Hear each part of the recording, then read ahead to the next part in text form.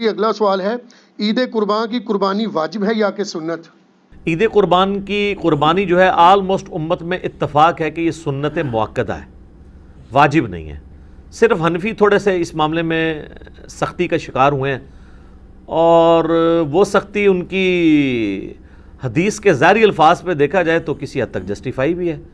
سنن ابن ماجہ میں حدیث ہے، المستدرک حاکم کے اندر موجود ہے، مسند امام احمد میں ہے، امام حاکم نے بھی اسے صحیح کہا، امام ذہبی نے بھی موافقت کی کہ جو لوگ استطاعت کے باوجود قربانی نہیں کرتے وہ ہماری عیدگاہوں سے دور رہیں۔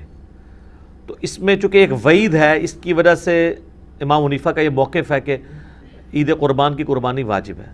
لیکن ہم پہلے بھی آپ کو بتاتے ہیں کہ احادیث کو آپ نے صحابہ کے فہم کے مطابق دیکھ کے چلنا ہے، سلف کے فہم کے مطابق نہیں، صحابہ کے فہم کے مطابق۔ سلف تو امام حنیفہ بھی ہیں، انہوں نے فہم غلط لے لیا ہے، تو سلف کے فہم سے مراد ہے صحابہ کا فہم۔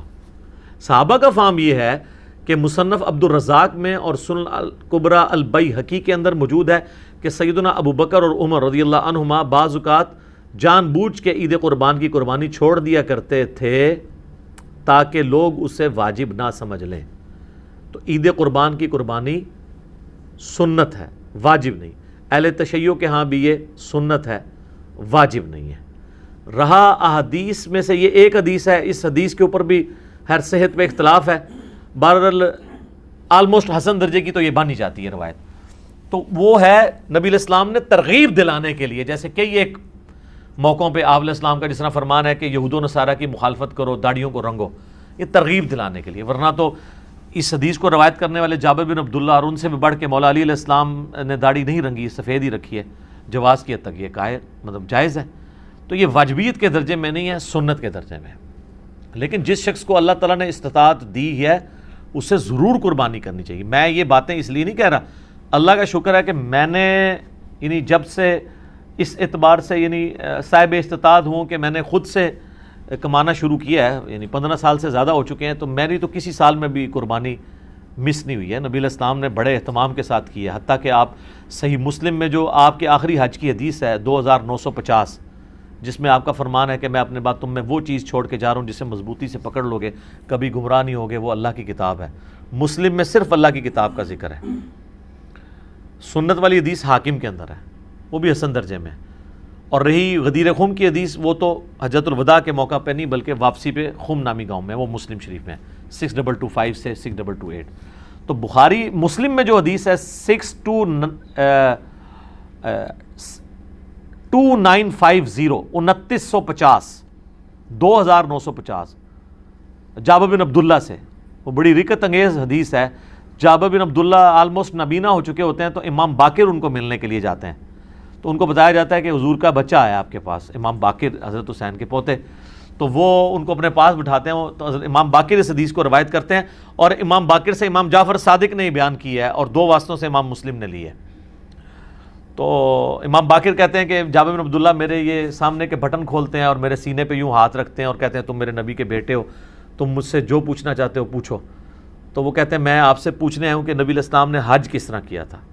تو وہ حج کی آلموسٹ 7-8 صفحوں پہ لمبی حدیث ہے، مسلم شریف میں 2950 اور مشکات میں دوسری جلد میں حج کے چیپٹر میں پہلی حدیث یہ ہے نبی علیہ السلام کے حج پہ۔ یہ امام باقر نے روایت کی ہے، ان سے امام جعفر نے سنی ہے، اور پھر بعد میں 2 واسطوں سے امام مسلم نے لی ہے۔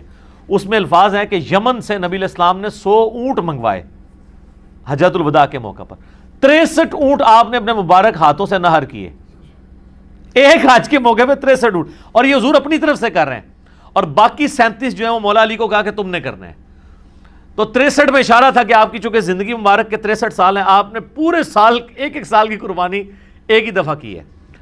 اور اس کے بعد جابر بن عبداللہ کہتے ہیں کہ جب وہ 100 کے 100 اونٹ نہر ہو گئے تو نبی علیہ السلام نے حکم دیا کہ ہر اونٹ میں سے ایک بوٹی لی جائے، اور وہ ساری 100 کی 100 بوٹیاں ایک دیگ میں ڈال کے پکائی گئیں، ہر ایک جانور سے ایک بوٹی لے کے۔ اور پھر جابر بن عبداللہ کہتے ہیں کہ مولا علی نے اور نبی علیہ السلام نے ایک دسترخوان پہ بیٹھ کے تناول فرمایا۔ ٹھیک ہے جی، تو وہ پوری کی پوری حدیث جو ہے نا بڑی رکت انگیز ہے پڑھنے والی، نبی علیہ السلام کے آخری حج کا بیان، حجۃ الوداع۔ تو اس سے بھی یہ یعنی بات پتہ چلی کہ نبی علیہ السلام نے اس سنت کا بڑا اہتمام کیا ہے. لہٰذا اس چکروں میں تو پڑھنا ہی نہیں چاہیے کہ جناب واجب ہے یا سنت ہے. بھائی سنت ہے کریں گے. البتہ یہ ٹیکنیکل بحثیں اس لیے کی جاتی ہیں جب حنفیوں کی طرف سے زیادہ ایمفسائز کیا جاتا ہے اس مسئلے کے اوپر, اور بلکہ وہ تو ایک اور سٹیپ آگے چلے جاتے ہیں. وہ کہتے ہیں گھر میں جتنے لوگ الگ سے بھی صاحب استطاعت ہیں, کسی بیوی کے پاس سونا ہے تو وہ علیحدہ سے اپنی قربانی کرے گی, فلاں کرے گی, اور وہ بہت آگے چلے جاتے ہیں. اس لیے پھر یہ بحثیں جو ہے نا وہ سٹارٹ ہو جاتی ہیں. تو یہ سنت ہی ہے, واجب نہیں ہے, لیکن سنت مؤکدہ ہے, سنت دائمہ, متواتر اور مسلسل بھی ہے. ٹھیک ہو گیا. جزاک اللہ.